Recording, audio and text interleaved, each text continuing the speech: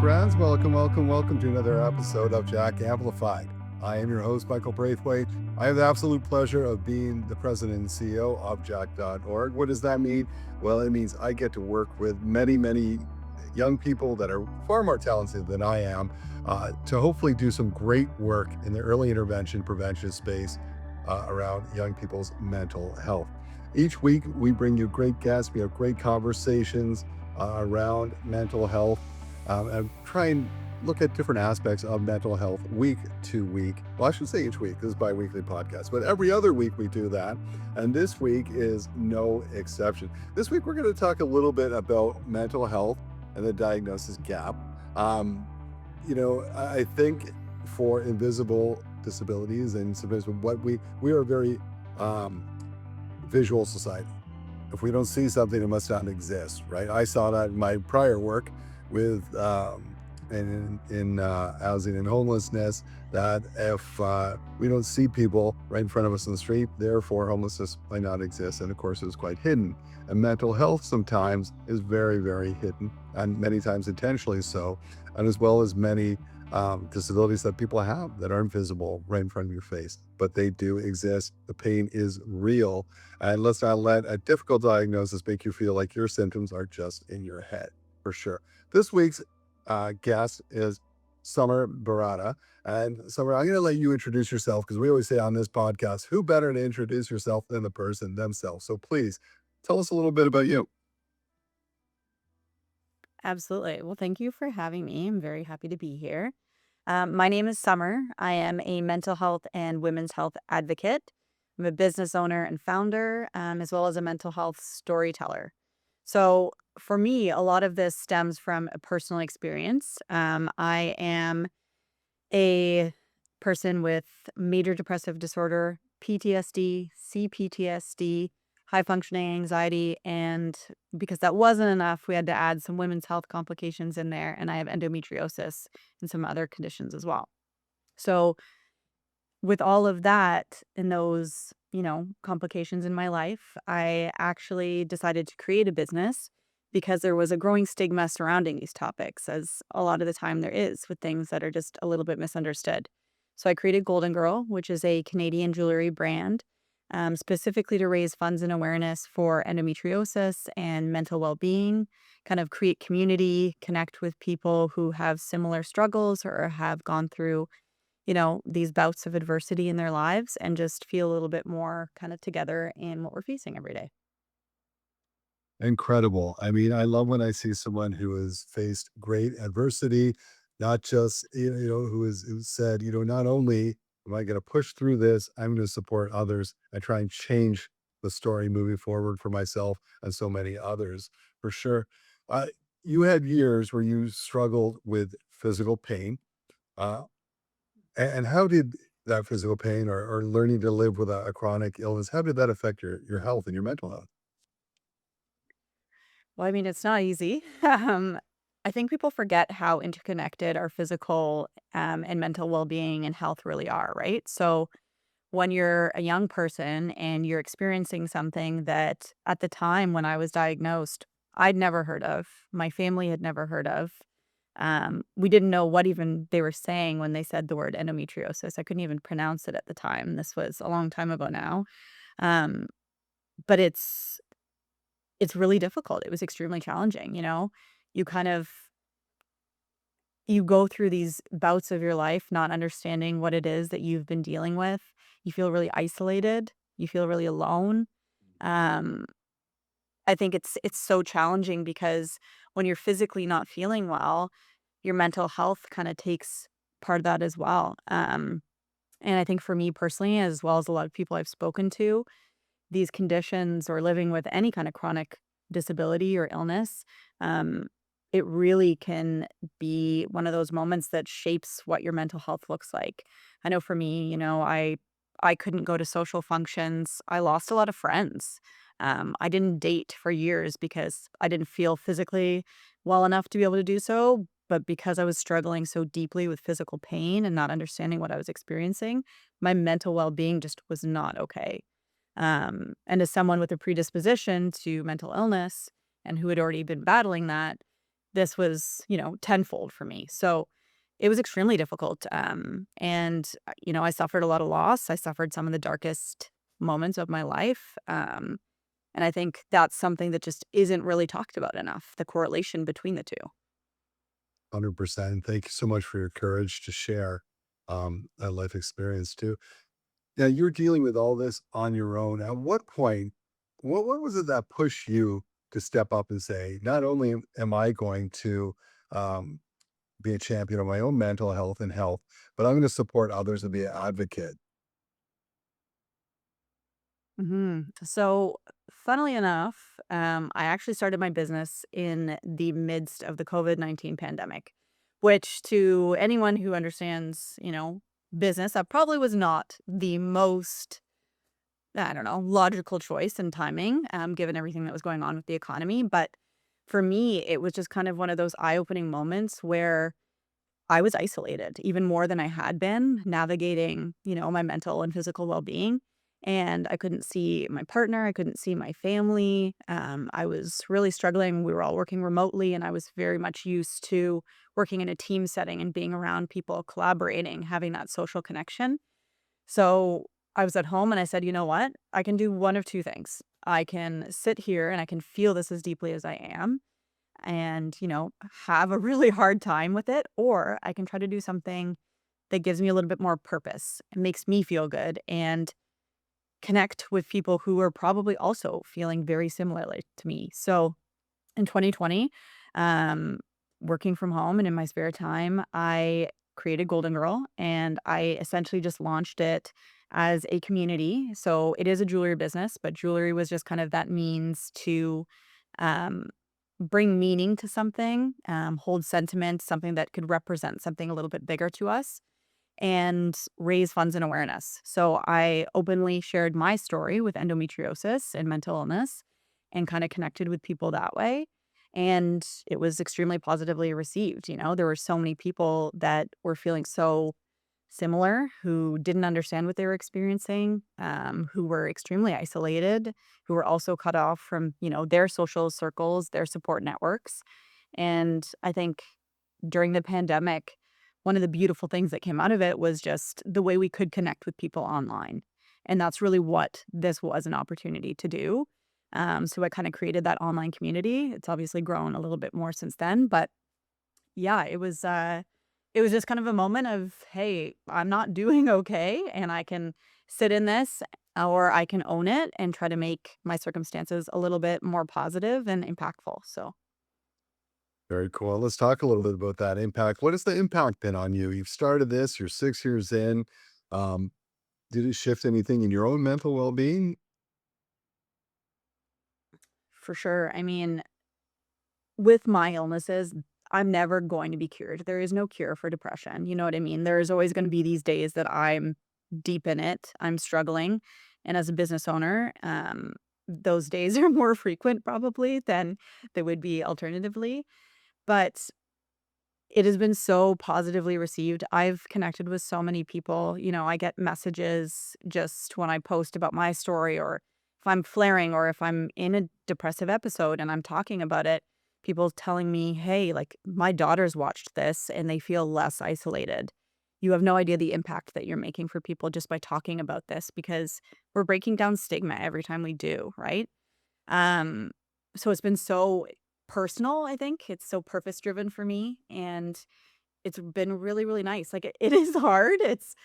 There's nothing harder than being vulnerable online, right? You never know what you're gonna receive. But there's a lot of beauty that can come from it too, and I've helped people get diagnoses for endometriosis, and I've helped people who are having depressive episodes just kind of feel a little bit less alone in it. So, to me, those moments and those opportunities for connection are everything, and it's why I started to begin with, so I'm, like, endlessly, endlessly grateful for that. Amazing. Thank you. Um, for our listeners, and many who might be currently in pain, they don't have a diagnosis, which is weighing on their mental health. How do you protect your mental health when you're in need? You're not getting the answers you need from the medical establishment. I mean, you really can spiral if you're not taking steps. For sure you can. Well, first of all, if anybody is going through that, I'm sorry. That's not the outcome you're looking for when you're actively searching for help, and a lot of the time, you are vulnerable and you're not feeling your best and you're going to someone like a doctor or medical expert and you're looking for help, and unfortunately, sometimes we don't receive that, so I want you to know that you're not alone in that if you are experiencing that, because unfortunately, so many of us have had that same circumstance. Um, but I think what I wanna tell people and what, I kinda did was trust in yourself. You know yourself better than anyone else. You know how you're feeling, whether that's physically or mentally. You know yourself the best, right? So if you're pushing yourself for a diagnosis or to the point where something is not feeling okay, you should be proud of yourself for that because you're choosing to fight every day that you're doing that. And I think that is a testament to your strength. Um, and it's such a personal opportunity for growth. And sometimes when you're in those moments, it's really hard to see the positive in it and feel that. But I think that's just a beautiful thing. So for me, I think I don't want people to ever stop advocating for their well being because it's so monumental to, our entire lives. So don't stop fighting, and if there's ever anything I can do or people, there are great communities out there that are willing to support, like Jack. I think those are great initiatives that we can all use a little bit more of. Absolutely, we can. And I think, I mean, I don't know if you went through this, and apologies if you've told me, but I think many times you go in, you're hoping for a diagnosis right away, you're in pain, and they're like, "There's nothing wrong with you. That's all in your head." Um, and what that does to someone thinking, "Is it really?" Like you start really, "Am I like, is this not real? Is this?" And I hear you. If I hear you correctly, too, you like be your own advocate. You have to push past that. But how do you stay hopeful when you have your so-called like your doctors that are seen as these are the pros, these are the experts telling you that it is in your head? How do you get around that? How do you work through that? Oh, it's hard. It's it can be crushing, right? Like these are the people that you're putting your trust into, your hope into because you're fighting for yourself. So to hear that kind of thing, it can take a lot out of you, whether or not you were pre-existing struggling with, mental health problems, but you might be now because of what you went through. So it's so challenging, I think, to stay hopeful. You trust in yourself. You hopefully have a good support network that you can rely on. I recommend taking notes of everything too, like especially when you're going for whether it's a physical or mental diagnosis, take notes, write everything down. Um, Advocate for yourself because when you have that kind of stuff to back you up, you can say, this isn't in my head. I've experienced this for this duration, this frequency. This isn't normal. This isn't something that I should be struggling with. And you can take all that information and hopefully find somebody that will advocate for you, who will sit there and believe in you and trust in you. But I mean, at the end of the day, like to echo what I said, you really have to be your own advocate and your best supporter. And that's one of those things where there's little outlets, if you can use like a therapy. I'm a very big pro therapy person. I think it's so helpful to have somebody to confide into um, and kind of talk about and work through what you're feeling and what you're thinking. Um, if you have that social network or hobbies that can give a little bit of positivity to your life and balance out some of that difficulty that you're facing pushing for a diagnosis, um, and focus on, the physical components that you can, whether it's eating properly or exercising. I know that sounds so cliche and like everyone says that, but it really can make a really big difference for your mental well-being too, right? So doing those little things, getting outside, getting some sun. I love to just be a cat and just sit in the sun, the little patches wherever you can find them, because I find it really does help and make you feel a little bit better. So find those little moments, try to feel the good as much as you can, I think. Love that. Feel the good. I know Andrew Huberman talks a lot about like the effect of the sun on your health, both mental and physical. That's important too. We're gonna go to a quick ad break. We're gonna hear a little more about Jack.org and I think our Jack ride, and then we'll be right back. And we are back. I want to talk about a little bit about advocacy in the future. You founded Golden Girl to create community. right? You said it was sort of like the jewelry was a way in, but it wasn't about that. It was about community. What types of health experiences do women share with you? What are you hearing? Is that anxiety, burnout, grief, isolation? And what do you think this space has created for the women in your community? Oh man, I'm so grateful that people feel comfortable and open and vulnerable to be able to talk to me about a lot of those things, and they have, right? I think I get a lot of similarities to what I experience and what I share. So, people feeling depressed and isolated, people who have either had childhood trauma like I have or similar traumas, who battled PTSD and who don't really know how to navigate it or what it looks like. Um, Kind of sharing those moments with me. I think the community has been so impactful for that, especially just because online, I think, gives you that opportunity to be a little bit more brave and talk to people and reach out to people that you might not otherwise be able to do. So there is a beauty in that. Um, but I've had a lot of women kind of share their personal health journeys with me, kind of just look for my opinion, which is mind-boggling to me because I'm no way a mental health or medical expert, but if it means that they feel vulnerable and safe enough to connect, I think that is probably the most impactful thing that I've ever done, right? To have someone reach out to you because they feel like you're a safe space and you've created a safe space for them. Um, I mean, there's not much that's cooler than that, in my opinion. So that's what Golden Girl is at the end of the day, right? It's that means to create those connections, and I'm so grateful to everyone that has. But we're still going. I think there's a lot of work that needs to be done for more people not to feel the stigma. And if that means I will continue to overshare on the internet, that is just what I will have to do. So hopefully, people get inspired by that and kind of talk about how they want to do similar things. And I think that's epic. I think it's awesome. Very cool. Thanks for that. Please keep oversharing. Um, I think very often, I mean, we don't think about this when we go to see a doctor or a medical professional, and we're just not getting the right vibe, right? It's just not the right fit. And I don't think we have choices, but we do. Like, what are the signs to look for in a medical experience that tell you you're speaking to the right person? You found your people. What should that care look like? Yeah. I mean, obviously, like, there should be that ease initially, right? Sometimes you'll go into a doctor's office or a medical professional and you're going to feel uncomfortable because A, you're being vulnerable. B, they might be looking or touching at parts of your body or your brain or getting to those moments that are not the most comfortable to just look at or discuss or whatever it might be. But I think, that sense of ease that you're going into a safe space. So you feel cared for initially right off the bat. You feel seen.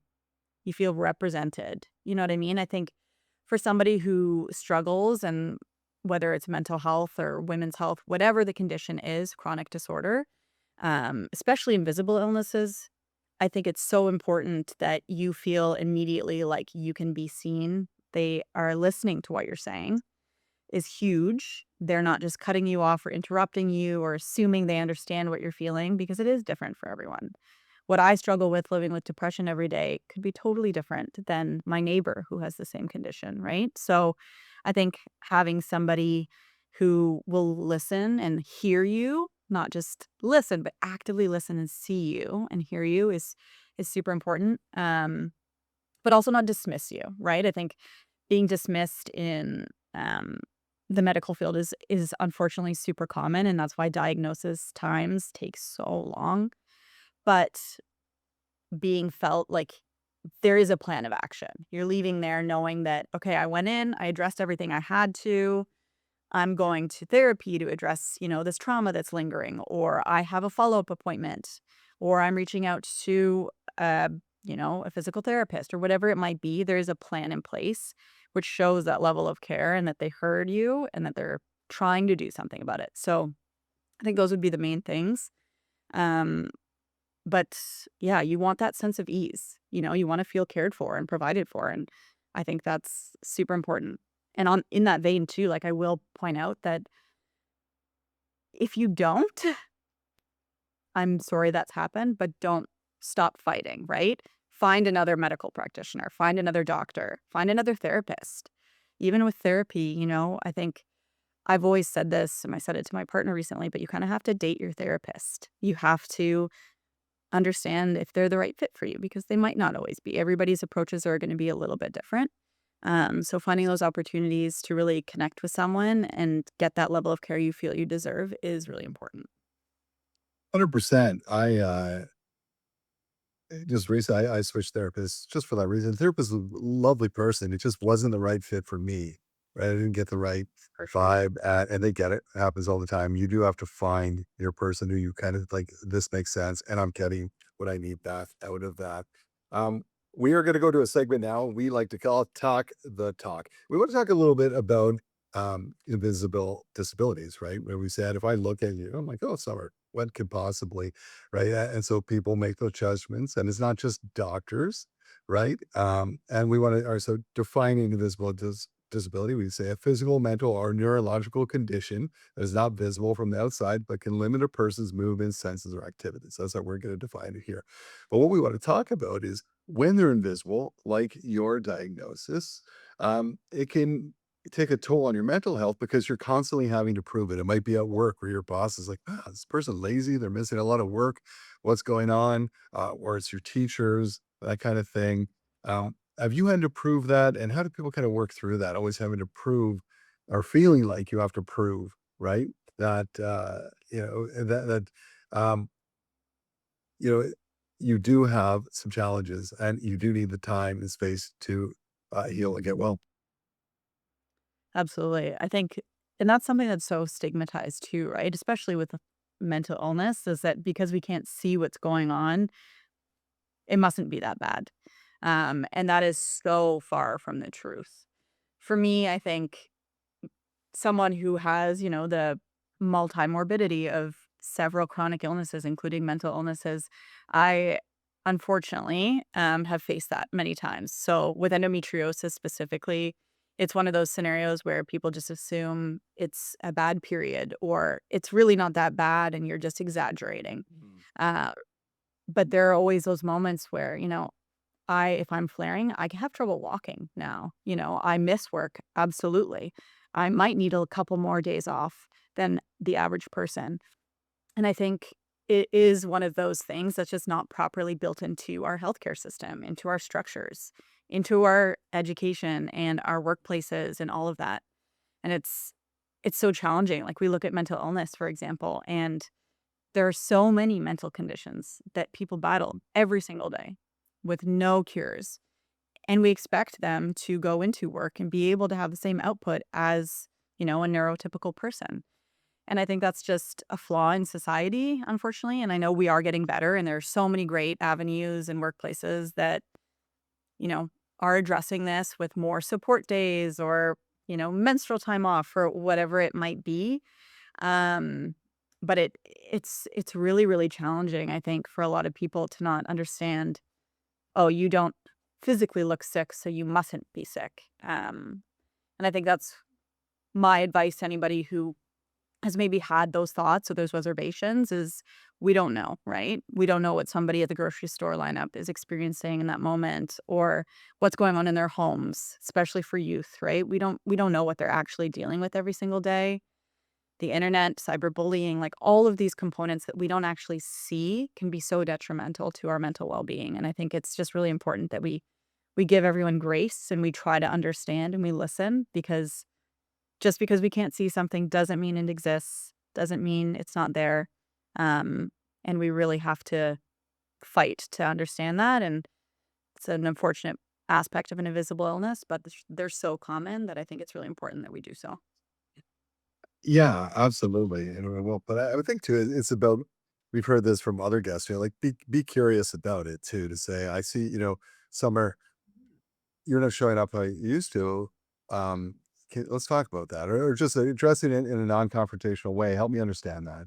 What's going on?" Then you may or may not say, "Well, you're just kinda wonderful," whatever, but instead of jumping right to the conclusion, of course, that it could be laziness or faking or whatever it is, that kind of thing. I think it's just be curious. Let's have conversations right about it. So let's go to our final question. We ask this question to all our guests, and is What are your hopes for the future of youth mental health in Canada? There's no right or wrong answer to this. This is your opinion. What are your hopes for youth mental health across this country?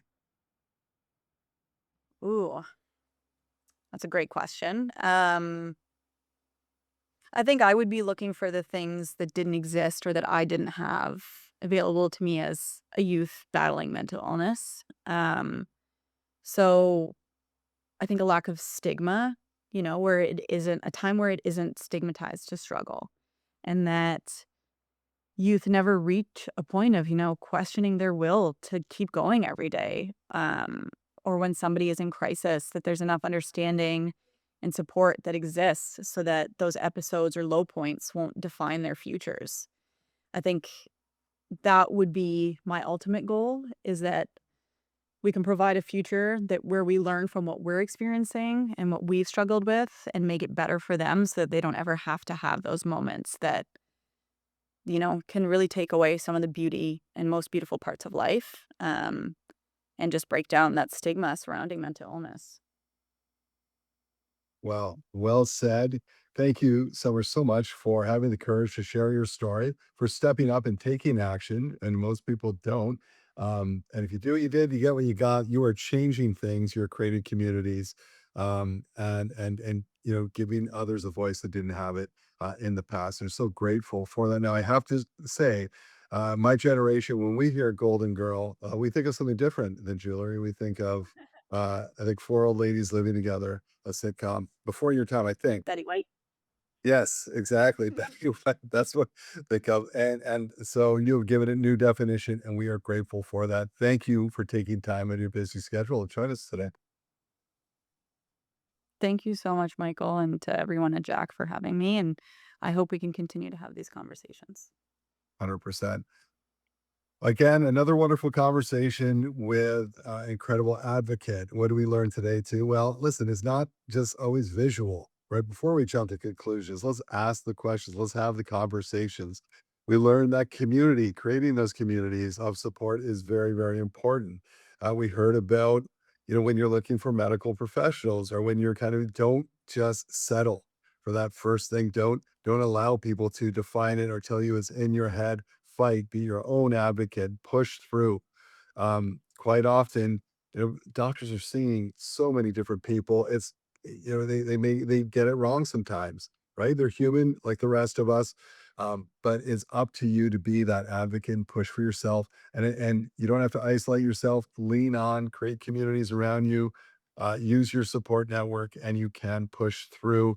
Um, what a wonderful conversation with an incredibly inspiring person once again on Jack Amplified. If you love this podcast, and I hope you did, I would encourage you to like, rate, and subscribe. And of course, share it widely.